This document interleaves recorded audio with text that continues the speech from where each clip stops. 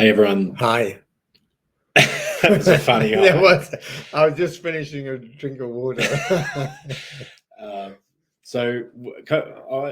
We don't know where this one's going to go, but I'm going to set a little bit of a context for it. The last couple of weeks have been good for me, but there's been a lot I've been working on within myself. Releases of emotions and stuff coming up from the past that I hadn't worked on enough. I thought I had worked on, but things around my own confidence and acceptance of my own self. The point of this is not to go into all the detail of that, but I do want to normalize the fact that we're always a work in progress. And where that led Kevin and I to sort of talk about was that life happens kind of on two planes. The first plane it happens on is the external part of our lives, the relationships we have, our financial position, our own health, the people we interact with, the work we do, and the pursuing of an intention of a certain lifestyle of how we want to be and how we want to live. And that always fluctuates, that there are good things about that and there are challenging things about that, things we'd like to be different and things that are going okay. And I don't know about you, but one of the things we've talked about is that always seems to be in a state of changing. There's always things that are working and there's some things that are not working. That seems to be the nature of this reality that we are in, the nature of being human. And then there's the other plane, which is the inner plane. And the inner plane is who you are becoming. And how you respond to that outer plane is determined by that inner plane, is whether you can cultivate a sense of peace from within you or a sense of resistance to all of those things that are happening will determine to some extent your relationship with the world. And then I guess the second aspect to that, so there's that inner plane, outer plane idea, but then Kevin and I were talking about this idea that then your inner plane in some way creates the outer plane. There is this sense that the only thing that you can control is that inner being, that person and that choice that you are. And that the more that you can, the choice to keep developing that inner being as someone that's compassionate, that's loving, that's joyful, that's peaceful, ultimately will create both the world you want, but also is probably going to land you more closely to the intentions that you want to create in that external world. So how's that played out for you? What's brought it up? Without, obviously we don't need the details, but well, I think I mentioned that's where I started, which is all this work I've had to do on myself and all the emotions that have come up in the last couple of weeks. And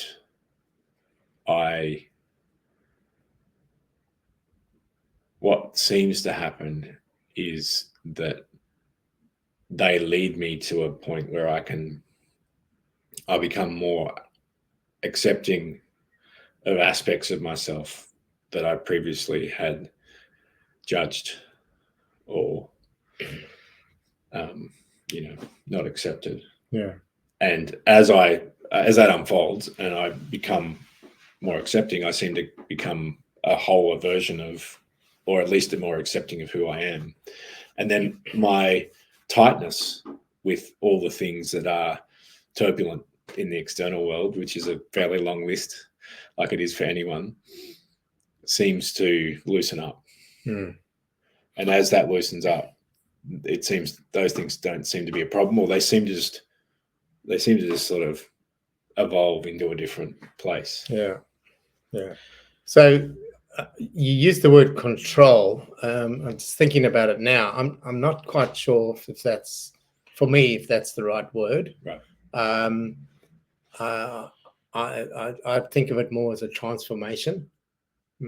So, but having control over that transformation, or having the choice to stretch yourself in certain areas. Mm. That to me is as far as your own control goes, because we don't have control over some of the things for ourselves, like our health at times. Mm. You know, there are things that happen even if we are as healthy as we can be. You know, but we can be hit by a bus, whatever. You know, things happen, and those are external things, but they happen to you.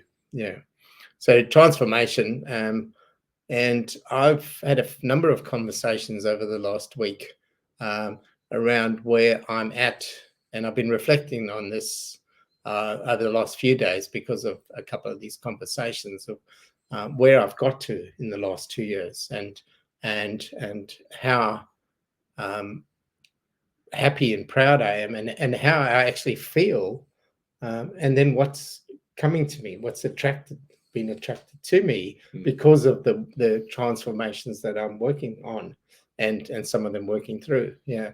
So it really is powerful. It is powerful, and it is, like you said, it's the only thing that we have any control over, is to have that choice of, okay, well, I want to develop myself further in this area or that area, or I'm going to choose to be this sort of way, yeah, even in the face of adversity, trauma, whatever. Yeah, yes, yeah, even if it's busyness, yeah, that's another reason people use.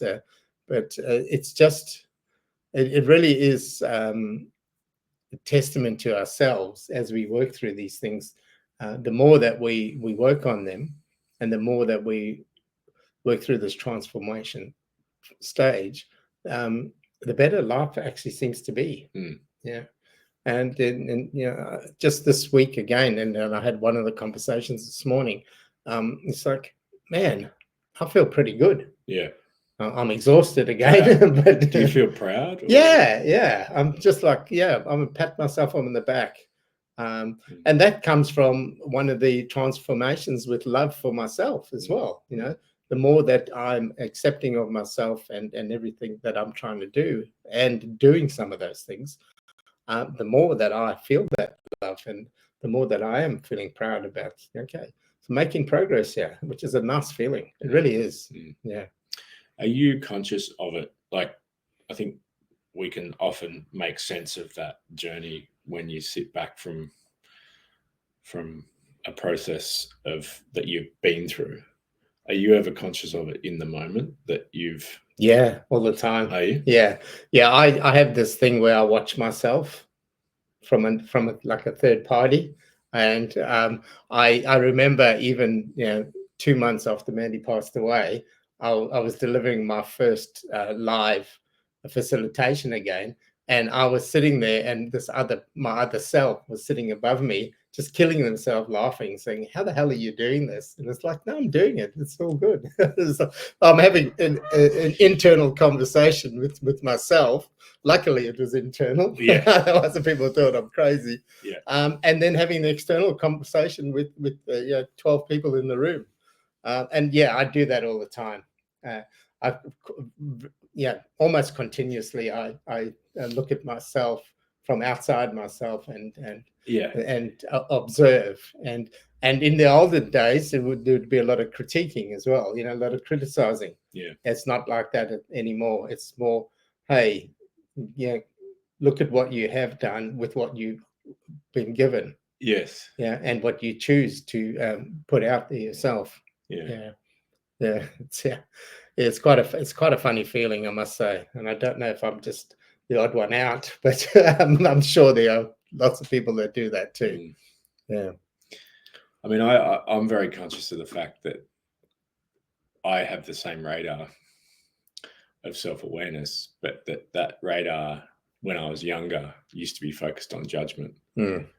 So when the external things that would happen where I didn't meet expectations, I would judge. I would look at that through the lens of judgment and go, "You're not good enough," basically. Yeah. In my own way, and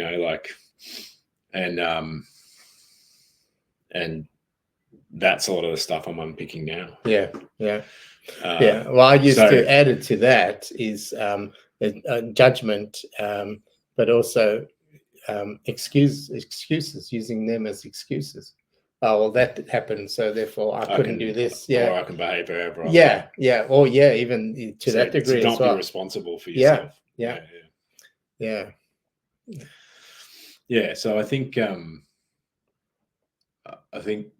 it feels like the end of a cycle for me, in the sense that it's taken, I reckon, about 3 or 4 years of the external world showing me that it's going to keep changing, and for me to resist components of that or try and pull against them, go, no, you're not.